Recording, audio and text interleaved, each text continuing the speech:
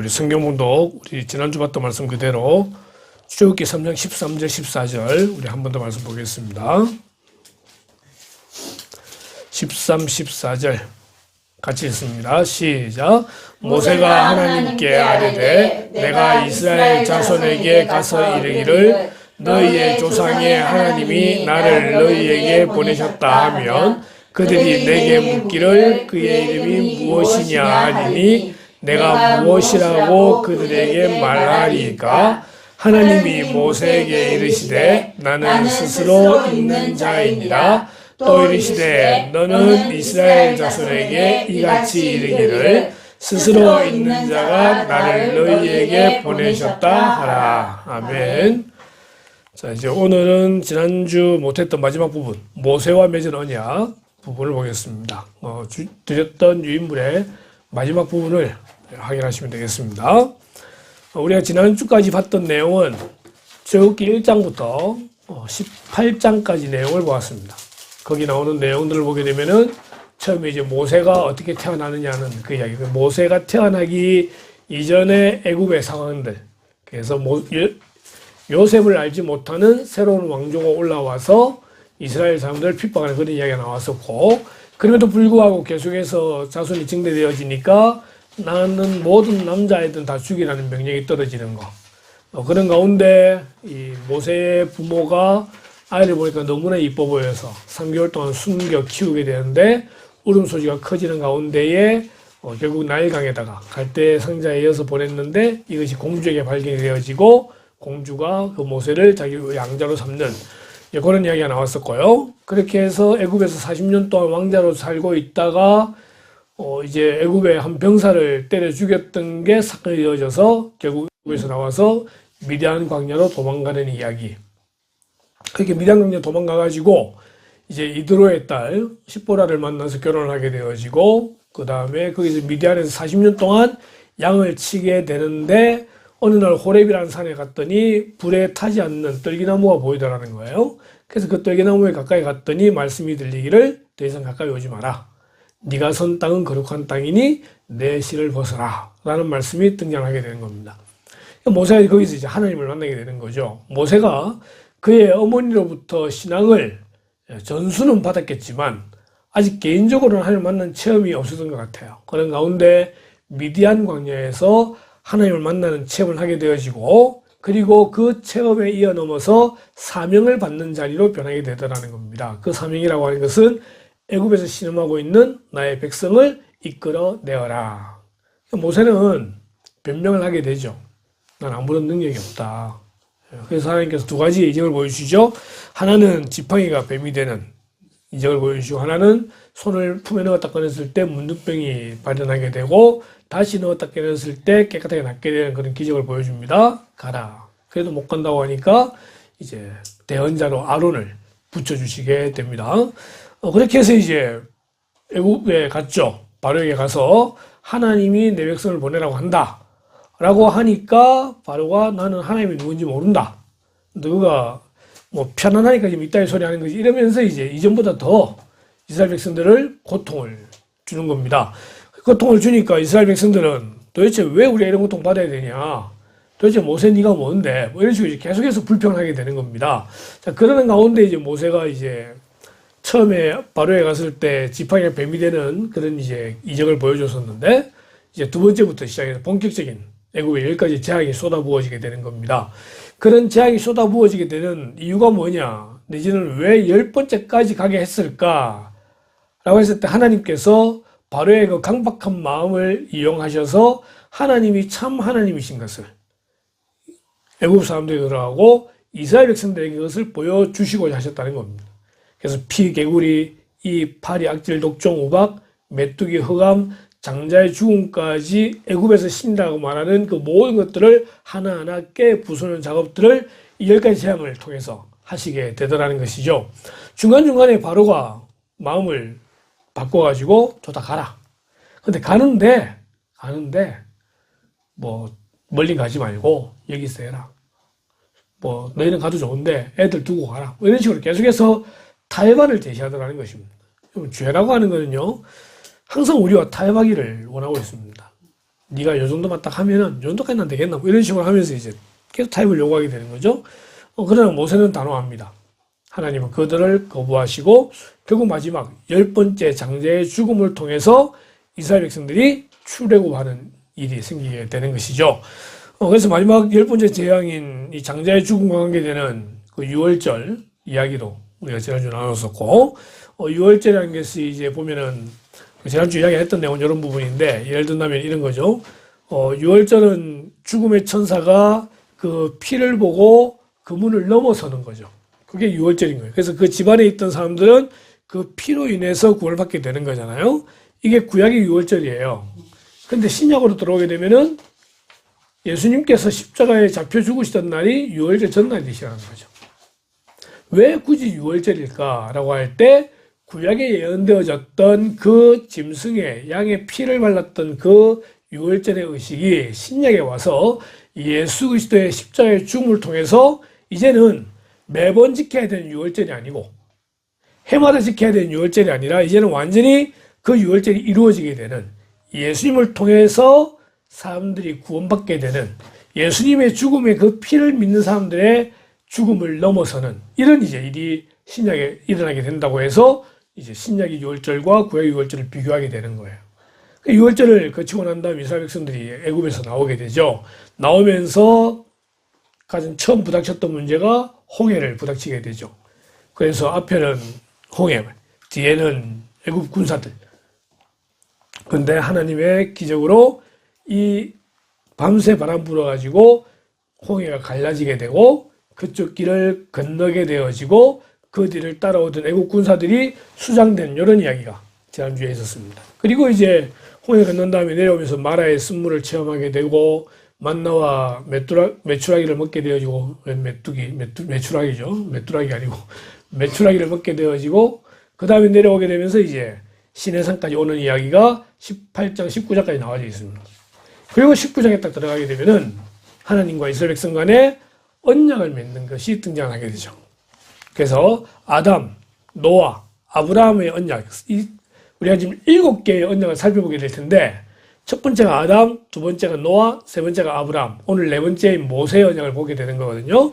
이 세 번째까지의 언약은요, 선언적이고 무조건적인 언약이었습니다. 근데 모세와 맺은 언약은요, 상호의 관계에 설정된 조건적인 언약이었다라고 하는 것입니다. 조건은 뭐죠? 이걸 네가 지키면은 복을 받고 지키지 못하면은 죽는다, 이런 내용입니다. 그게 다른 언약과 모세 율법과의 본질적인 차이입니다. 다른 언약은 선언적, 하나님께서 내가 이렇게 하겠다 라고 하는 거라고 한다면은, 이제 모세와 맺은 언약은 상호 관계의 조건적인 언약이라는 겁니다. 자, 언약의 요소가 두 가지입니다. 첫 번째는 십계명입니다. 십계명. 십계명은 출애굽기 20장에 등장을 하는 10가지의 계명이고, 하나님께서 돌판에 새겨주신 그런 계명이죠. 1부터 4계명까지는 하나님과 관계된, 하나님께 연결된 그런 계명이고, 5계명부터 10계명까지는 이웃과 관계된 계명입니다. 그래서 이 10가지의 계명을 최종 요약한 것이 마태복음 22장에 나오는 대강령이라고 하는 것으로서 마음을 다하고 힘을 다하고 뜻을 다해서 하나님을 사랑하는 것, 그 다음에 내 이웃을 내 몸과 같이 사랑하는 것, 이 두 가지가 조금 짧게는 십계명을 전부 대변하는 거고, 크게는 율법을 대변하는 그런 메시지다라고 보시면 되겠습니다. 그리고 이제 두 번째, 제사직과 희생에 관한 율법이 등장을 하게 되는 겁니다. 그래서 다음 주에 우리가 성막과 함께 제사를 배우게 되겠습니다. 제사는 제사를 드리는 방식에 의해서 제사가 구분되어지고요. 그 다음에 제사를 드리는 형태에 따라서 또 제사가 구분되어지게 됩니다. 그래서 가장 중요한 기본적인 5대 제사가 등장을 하게 되고, 이 5대 제사를 드리는 방식에 있어서도 또 이제 조금 나뉘게 되는 것을 다음 주에 보게 되겠죠. 그런 것들이 하나하나 전부 다 명시되어져 있었다라고 보시면 되겠습니다. 생각할 것이 많긴 하죠. 전혀, 우리가 지금 성경 읽기 하고 있는데, 읽다 보면은 도대체 이걸 왜 읽어야 되나? 이게 왜 성경에 기록되어져 있나? 라고 하면서 읽기도 하고, 흔히 출애굽기 21장부터는 수면제라고 이야기하거든요. 읽다 보면 레위까지 가다 보면 그냥 잠이 싹 와요. 어쩔 수 없어. 뭐 규빗 이야기하고 뭐 내장을 어떻게 하고 뭐 이런 이야기 등장하게 되면은 이게 도대체 뭐 하는 거지? 이게 나는 무슨 상관있지라는 것을 다음 주에 배울 수 있도록 그렇게 하겠습니다. 자, 주어진 시기가 있습니다. 아브라함과 언약 맺은 지 430년 후에 이 언약을 다시 맺게 되는 겁니다. 그러니까 창세기 15장에서 하나님이 아브라함이 주셨던 언약이 있죠. 내가 너의 후손을 하늘의 별과 같이 많게 하리라. 하나님께서 내가 하겠다라고 하셨던 거예요. 하겠다. 이게 선언적인 언약이죠. 그죠? 그런데 이제 그로부터 430년이 지나서 아브라함, 이삭, 야곱, 요셉까지 거치고 요셉에 들어가고 난 다음에 수백 년이 지나서 이제 하나님께서는 모세에게 다시 언약을 맺으시게 되는 겁니다. 자, 주어진 대상이 누구냐? 구약은 이스라엘 자손입니다. 지금 이야기하고 있는 율법이라는 것들, 십계명 이 모든 것들은 누구에게 주어지느냐? 이스라엘 자손에게 주어지는 거예요. 그러니까 이스라엘 자손이 아닌 다른 나라, 뭐 모압, 그다음에 뭐 갈대아 이런 사람들은 율법과 관계 없어요. 이미 그들은 죽음 안에 있는 거예요. 죽음 안에 있는 거예요.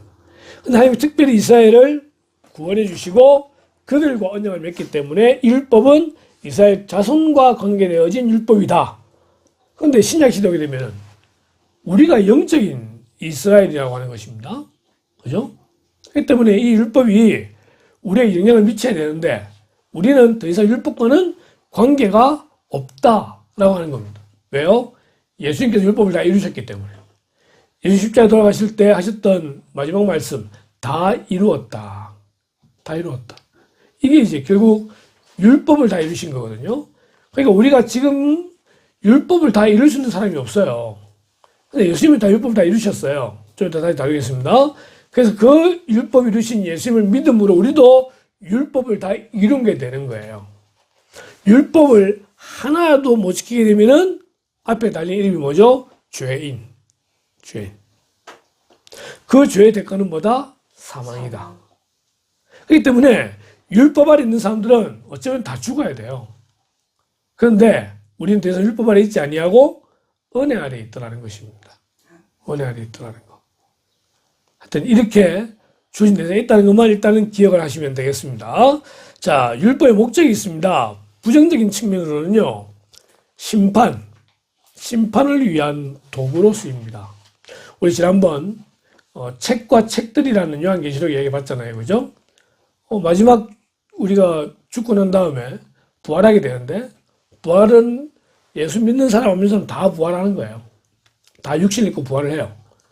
이 육신 있고 부활하는 것 때문에 옛날에 기독교에서는 화장을 인정하지 않았죠. 육신이 있어야 화장이 되는 건데, 다시 살아날 수 있는 건데, 부활할 수 있는 건데, 근데 하나님의 능력으로 그 화장했다고 다시 못 살리십니까? 네? 아니잖아요.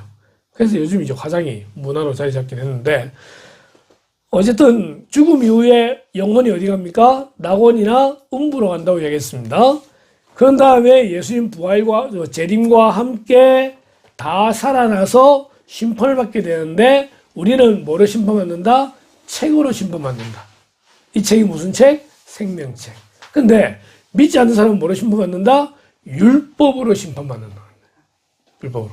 그러니까 우리는 율법 아래 있는 자가 아니기 때문에 우리는 생명의 책의 이름만 보고 패스, 천국 가는 거고. 그렇지 않는 사람들은 하나하나 이 책들로, 율법으로 심판을 받게 된다는 것입니다. 그래서 그것이 율법의 부정적인 측면이고요. 긍정적인 측면은 뭐냐면 죄를 깨닫게 한다는 겁니다. 죄를 깨닫게 한다. 아, 이게 죄구나. 근데 죄를 깨닫게 하는 걸로 끝나는 게 아니라 우리를 인도한다는 거죠. 어디로? 그리스도에게로. 옛날 성경에는 그게 뭐라 그랬느냐? 몽학 선생이라고 그랬어요. 몽학 선생. 전에 이야기한 적이 있죠? 가해를 시키는데 가해받는 선생님에게까지 인도해주는 역할을 하는 종. 가는 동안에 계속해서 아이와 이야기를 통해가지고 교육을 하는, 그래서 인도하는 그 역할을 하는 사람이 몽학 선생이라고 하는데, 율법은 우리로 하여금 그리스도에게로 인도하는 역할을 한다는 겁니다. 죄를 깨닫게 하고요. 이 죄를 해결할 수 있는 분은 예수님밖에 없다는 걸 깨닫게 해주고요. 그 예수님께로 우리를 인도하는 책이 율법이기 때문에 율법은 그런 목적을 가지고 있다. 자, 부정적인 측면은 이 죄로 인해서 심판을 받게 되는 거고요. 긍정적인 측면은 그 죄를 깨닫고 예수님께로 인도되는 것. 이것이 율법의 목적입니다.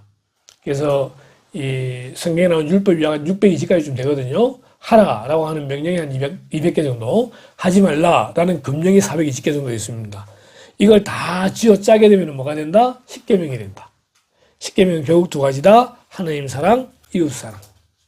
결국 사랑의 계명인데 이거를 지키지 못함으로 인해서 죄가 우리 가운데 있게 되어지고 그러므로 사망에 이제 있어야 되지만 예수님을 믿는 사람들은 율법을 내주신 예수님으로 인하여서 그 죄가 다 용서받게 되어지고 더 이상 율법 아래에 있는 것이 아니라 은혜 아래에 있게 된다라는 것이 이제 모세에 맺은 언약을 통해서 볼 수 있는 내용이 되겠습니다. 자, 이제 중요한 이 언약과 그리스도와의 관계가 이제 있다는 거죠. 네 가지인데 첫 번째는요, 그리스도께서는 이 언약 아래에 있었다는 것입니다. 예수님께서 언약과 관계없는 게 아니라 언약 아래에 있었다는 거죠.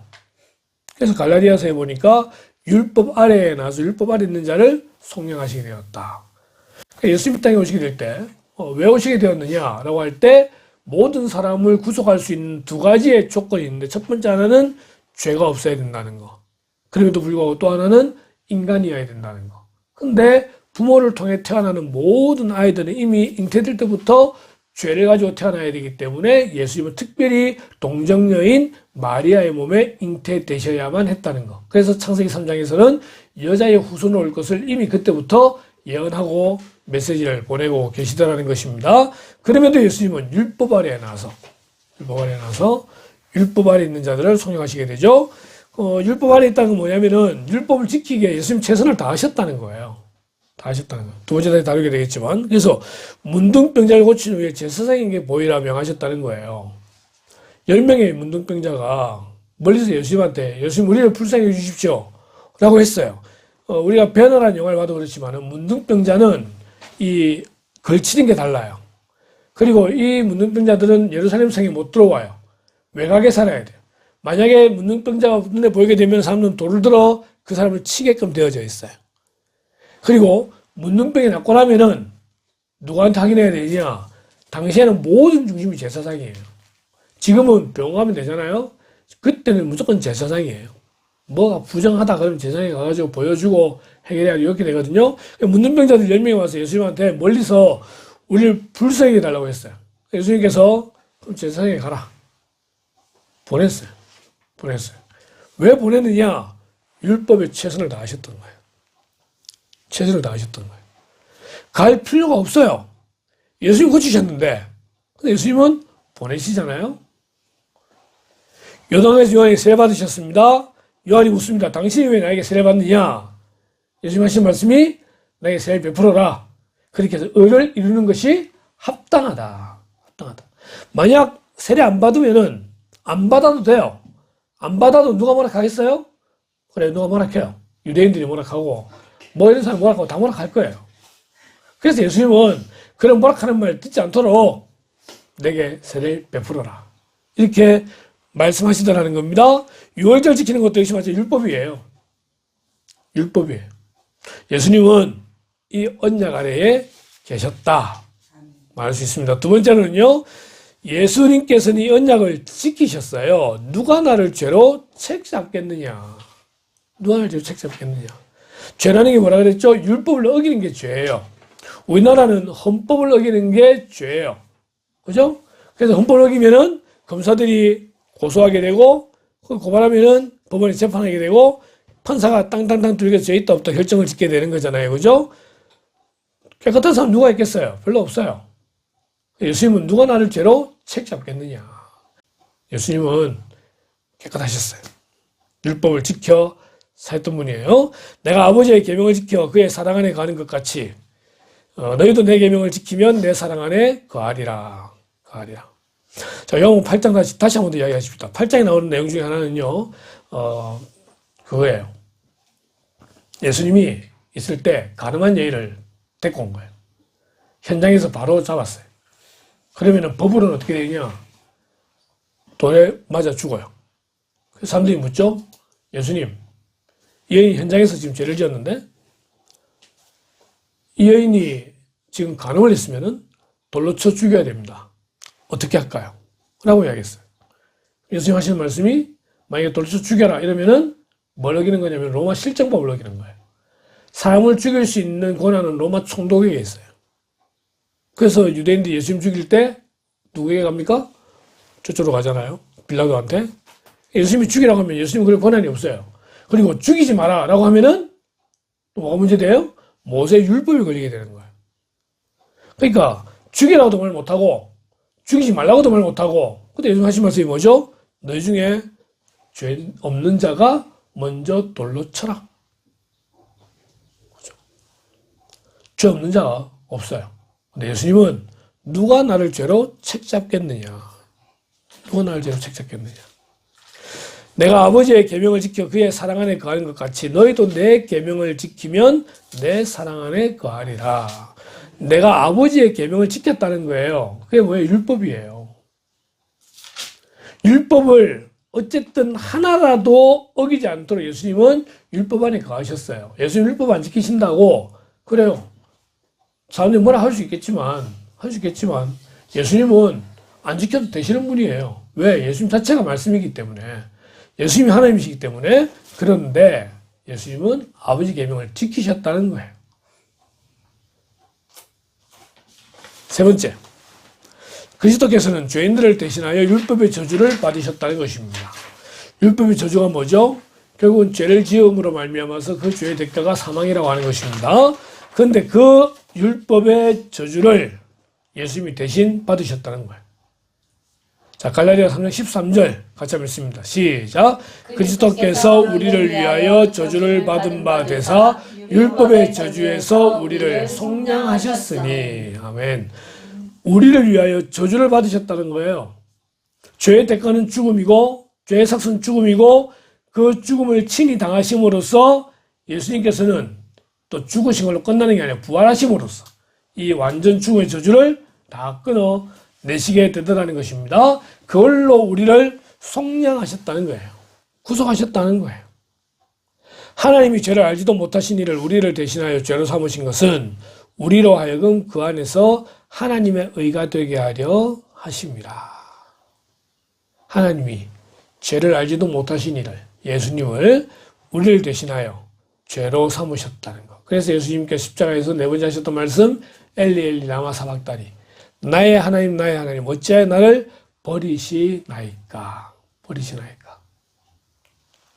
우리는 그 자리를 이야기할 때 예수님은 죄가 없으시지만 모든 사람의 죄를 대신 짊어지시고 누구에게? 하나님께 버림받는 장소였다. 하나님께 버림받는 장소였다.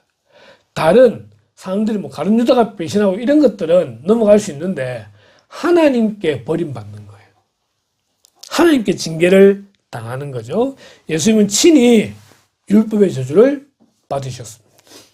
우린 그것 때문에 구원을 얻게 된 거고 우린 그것 때문에 나음을 입게 되는 것입니다. 마지막 네 번째로 그리스도의 희생은 모든 것을 완성함으로써 제사직과 희생을 대신하셨다. 예수 그리스도의 몸을 단번에 들이심으로 말미암아 우리가 거룩함을 입었느니라. 자, 이스라엘 사람들은요, 다음 주 배우기 좀 제사를 계속 드려야 됩니다. 기본적인 제사가 있죠. 번제, 소제, 화목제, 속죄제, 속건제. 이런 기본적인 제사가 있습니다. 이 제사를 어쨌든 죄를 지을 때마다 속죄제, 속건제는 드려야 되는 거예요. 그리고 절기 때마다 화목제를 드려야 돼요. 그리고 드릴 때에 소제를 같이 드려야 돼요. 욥기를 읽어보면 욥기는 매일마다 뭐 했다? 지금 시편 읽고 있는데 얼마 전에 욥기 읽었죠? 욥은 항상 뭐 했다? 자기의 자녀들이 혹시라도 죄를 지었을까 몰라서 그 자녀들의 숫자인 10명만큼 매일매일 번제를 드렸다. 나와요.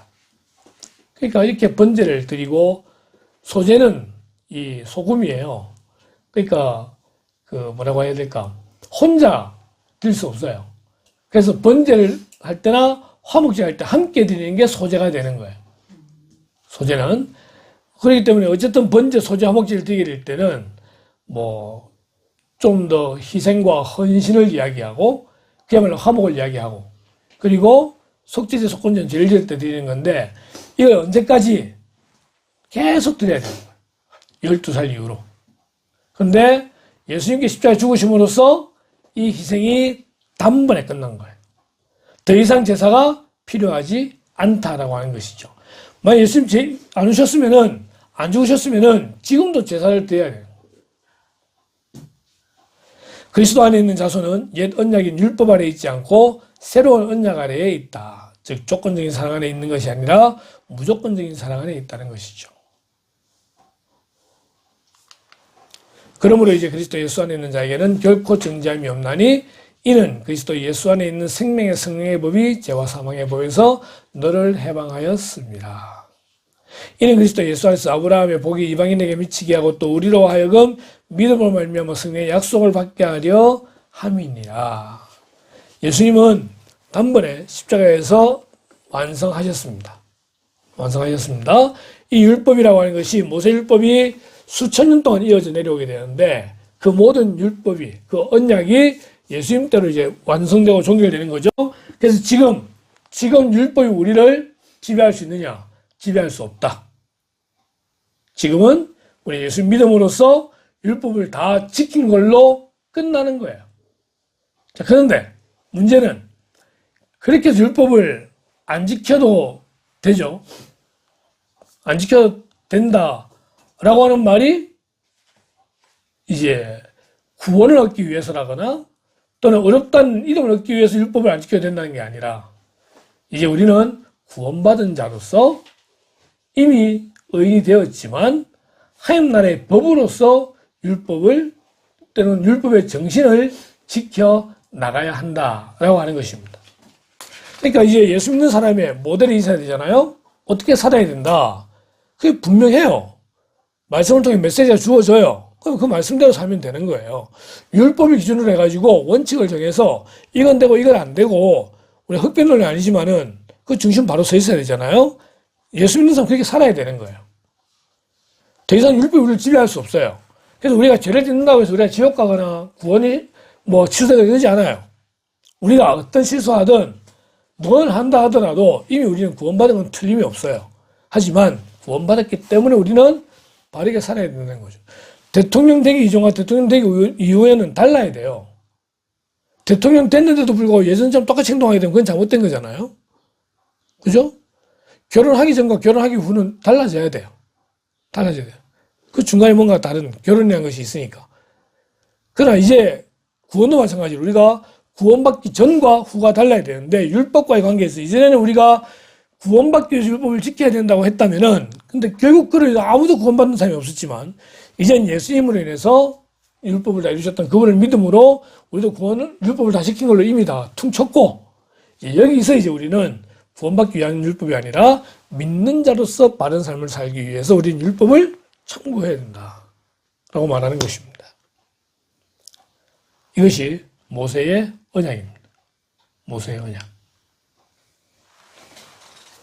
다음 주에 이제 이 언약에 대해서 다시 한 번 더 구체적으로 하나 더 명시를 하고 그 다음에 제사와 성막을 우리가 함께 다루겠습니다. 그래서 출애굽기 나머지 부분은 성막에 대한 부분을 다루게 되고 그 다음 주 율법 다시 한 번 더 다루고 그 다음에 성막 다루고 그 다음 주에 이제 제사 다루고 절기 다루고 그러면은 레위기까지 끝이 나게 되는 거죠. 기도합시다. 하나님 율법에 대한 말씀을 배웁니다. 우리가 죄인으로서 율법을 다 지킬 수 없기에 죄의 삭선 사망이란 말처럼 영원한 죽음까지 다 가게 되지만 그러나 율법을 다 이루신 예수님으로 말미암아 우리가 구원을 이루고 또한 이제는 율법을 구원으로서가 아니라 믿는 자로서 지킬 수 있도록 최선을 다하는 저희들 될 수 있기를 소원합니다. 예수 믿는 사람이라는 말에 부끄럽지 않도록 하나님의 영광을 위하여 하나님의 찬송으로서의 삶을 살아가는 저희들 되도록 이 한 주간도 인도하시길 원하올 때에 또한 이 한 주간도 우리 각자의 삶 가운데 승리하는 삶을 살 수 있도록 인도하시길 원하올 때에 모든 말씀을 예수님의 이름으로 기도드리옵나이다. 아멘.